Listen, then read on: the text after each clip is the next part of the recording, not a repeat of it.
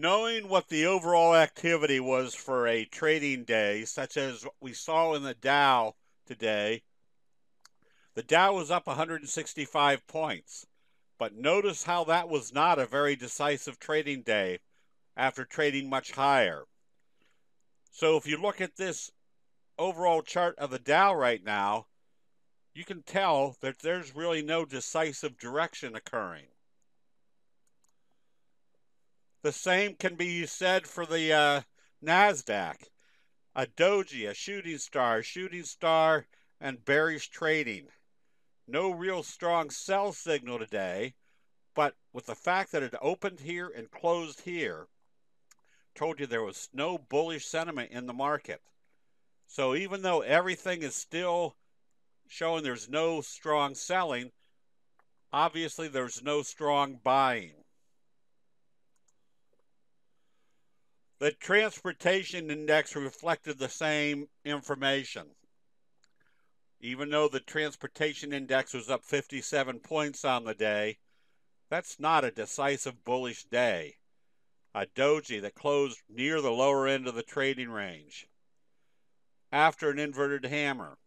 So it tells us that the uptrend is probably in progress, but not with any great magnitude of strength. Our recommendation to buy NKTR today was based upon a very simple pattern setup.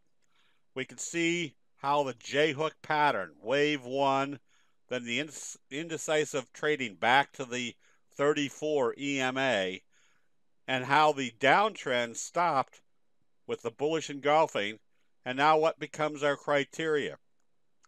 You can stay long as it stays above the T-line, but more effective is identifying if this is a J-hook pattern setup, telling us if we break out through this level, more than likely wave 3 is going to be the same magnitude as wave 1.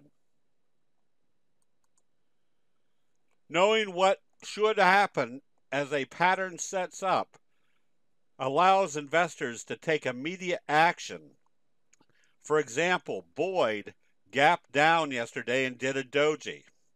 This was the setup for a bearish flutter kicker signal. We know the simple rule.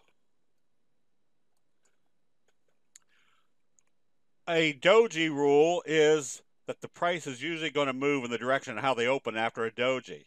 So after this gap down doji, that if it opened lower, the prospects for a bearish flutter kicker signal was very strong. And knowing that a bearish flutter kicker signal is going to create a very strong trend to the downside allows us to make a decision, or a candlestick investor to make a decision very quickly to either buy puts or start shorting the stock immediately without having to wait for further confirmation. Candlestick analysis not only illustrates where there's strong selling, again, there's kind of your bearish flutter kicker signal, or strong buying based upon your hammer signal confirming, but it also allows investors to analyze when there is no direction occurring in a price trend. For example, in Labu, the biotech ETF, you can see right now there is no direction here. What's that tell you? That if you're trading positions in your portfolio, more than likely you're not going to be trading any of the biotechs because there's just nothing there. Candlestick analysis is merely the graphic depiction of where the strength, both on the bullish side and the bearish side, is occurring based upon reoccurring human nature tendencies. That'll be it. We'll see you in the chat rooms.